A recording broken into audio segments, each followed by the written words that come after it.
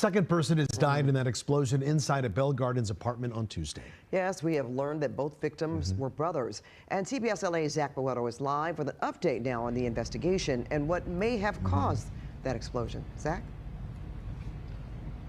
Pat, Juan, good evening. LA Sheriff's Department says they believe that the two brothers who died in this explosion may have caused it. Now, today, there's a memorial growing for those two brothers. The younger brother, a 13-year-old, attended a middle school just down the street. This afternoon, we've seen several classmates come by and drop off balloons and flowers to remember him. We believe they were responsible for the explosion. At this point, it does appear to be a tragic accident. Investigators believe the two Bell Gardens brothers that died in the explosion inside their apartment set it off. It was a huge shockwave of an explosion. Family says the two are half brothers, 13-year-old Carlos Hernandez and 24-year-old Christopher Benitez. They say Carlos was an altar server at his local church and Christopher served in the National Guard. The LA County Sheriff's Department says at least one of them had mixed what they call energetic powders and may have pressurized the mixture, sparking the blast. Per arson explosives detail, it's an energetic powder. A simple example would be like gunpowder would be an example of an energetic powder. There's several. On themselves, if you put them on a plate and lit them, they would just fizz or make a light or a small explosion. If you take them and you contain them in something, then that creates pressure, which then would create an explosion. Officials finding what they described. Well, hell, that gave you the impression that a bomb was being built. Nobody says the word bomb, you know, in this whole story or in any of the other stories that I've watched.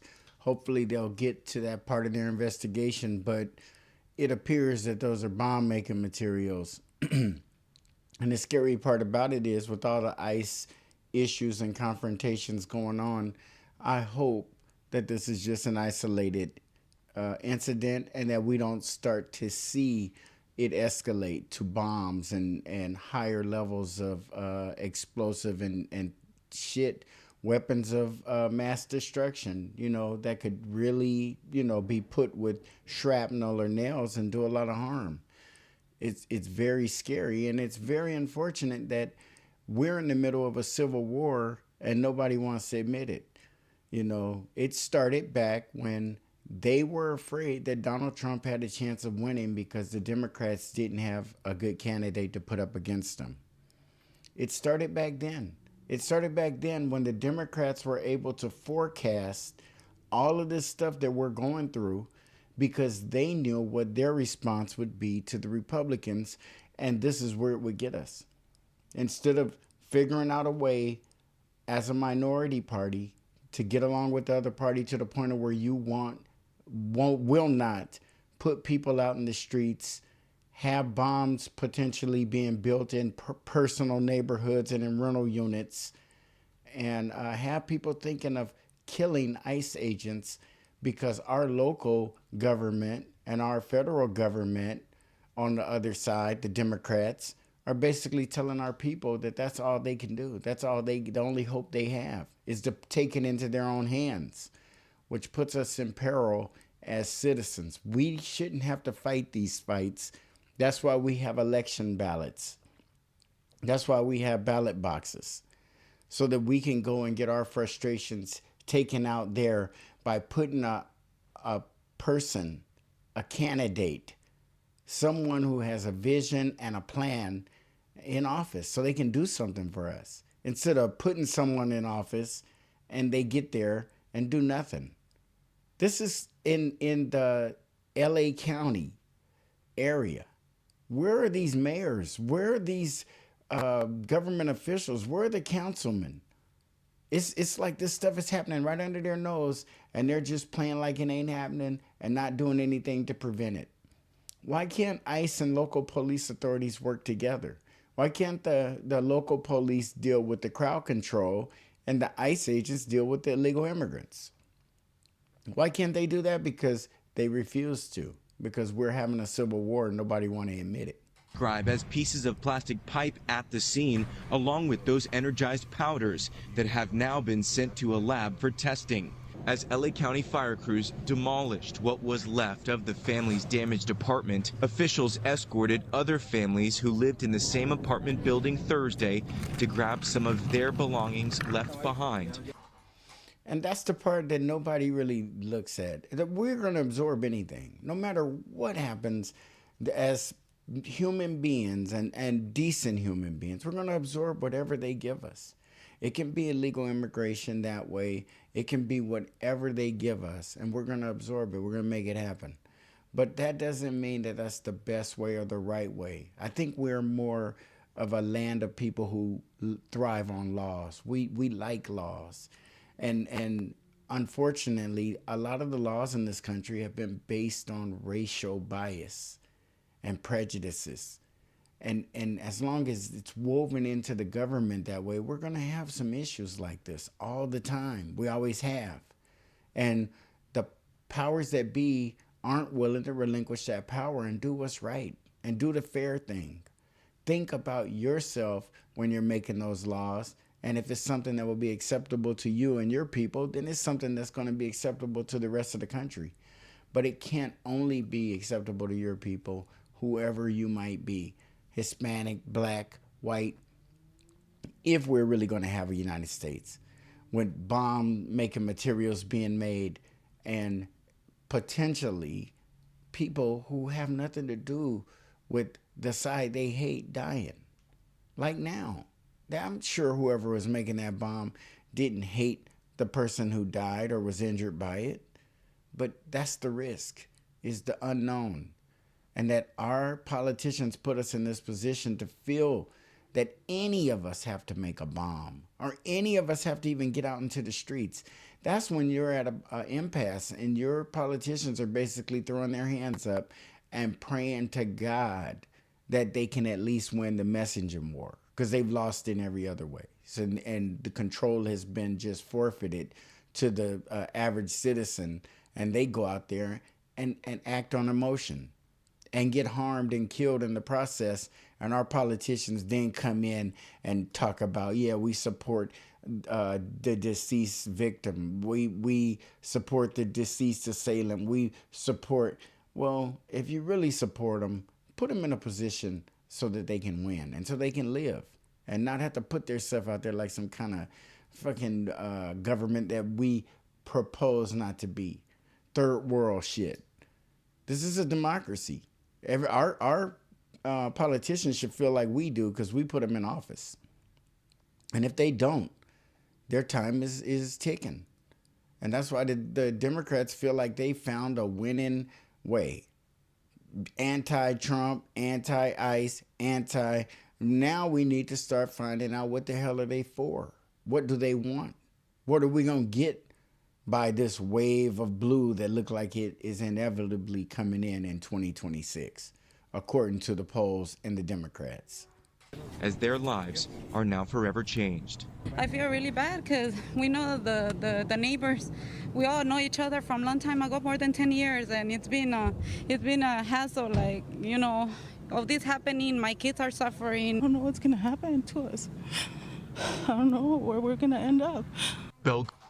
That's sad, man. These people are living normal lives, getting up and going to work every day, trying to feed families and send kids to school and just have a happy home and a safe place for their family to be raised and to live.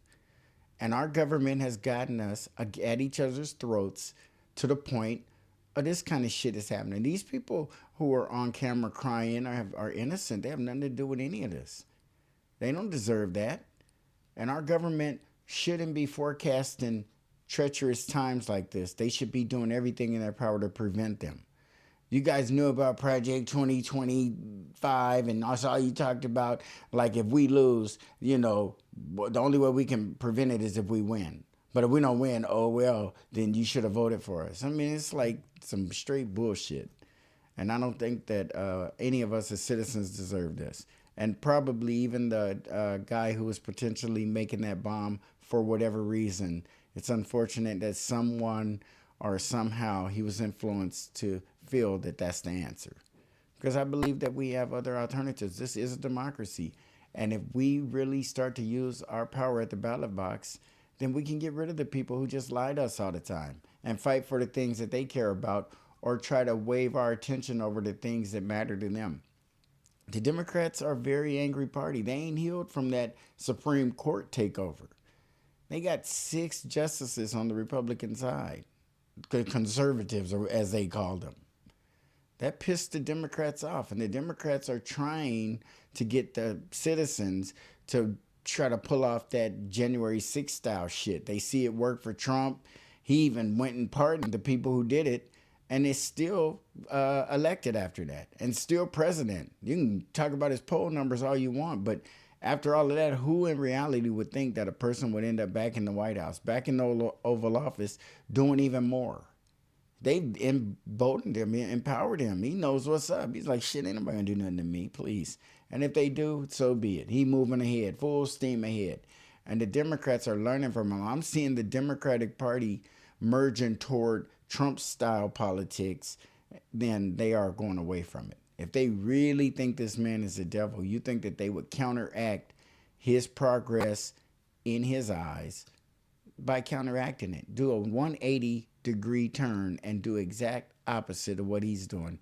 And then the cream will rise to the top. Because right now, I just see 2 angry, bitter parties who got people out here risking their lives with police chiefs and folks who have to keep coming out and explaining our lives to us. Because what we're doing at the ballot box isn't working, and that's what you get when it doesn't work at the ballot box.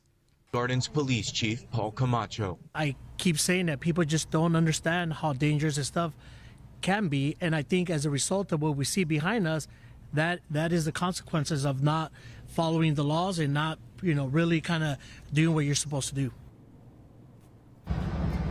Now, LA County Fire and other cleanup crews have now filled up 4 of these dumpsters with debris from that explosion and the demolition of the apartment where that explosion took place. Crews are expected to be here through tomorrow, not only cleaning up but investigating, guys, what exactly caused this deadly explosion here in this Bell Gardens neighborhood.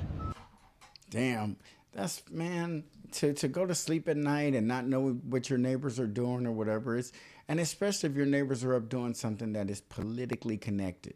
If by chance this is connected to any of the things that we're going through with the nonviolent protests against ICE, I make sure that I pay attention closely when they speak of these protests, because it can only be nonviolent for so long. I don't care who's out in them streets. If they ain't listening to you, if they ain't hearing you, somebody's going to throw a brick.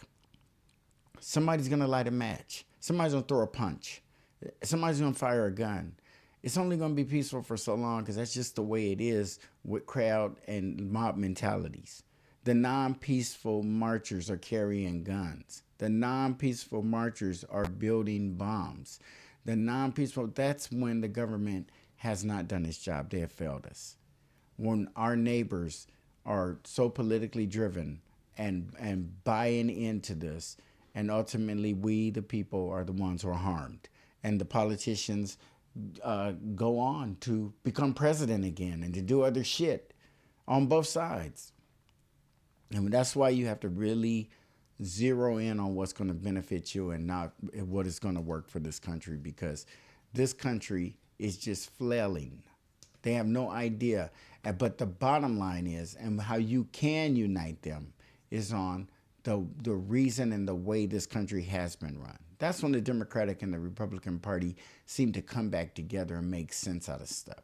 One side can do an atrocious act, and the other side will talk about it for a week or 2 or however long that news cycle lasts. But when they get in a position to correct it, they don't. That's usually when the truth comes out. If some things that Donald Trump is doing are so egregious, then you would think that they would reverse them, fix them, turn that shit around. He is only a 1-term president at this point, and half of that term is damn near gone. So what's the problem?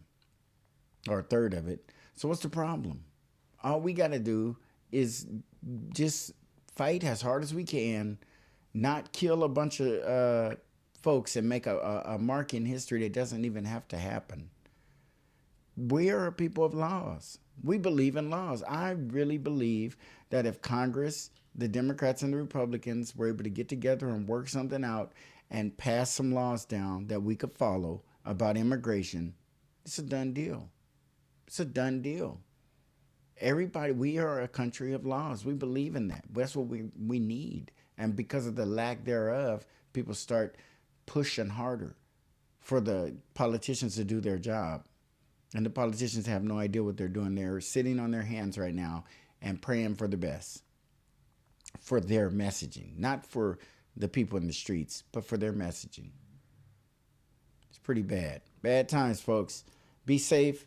Stay in the house. Love your family and keep them safe.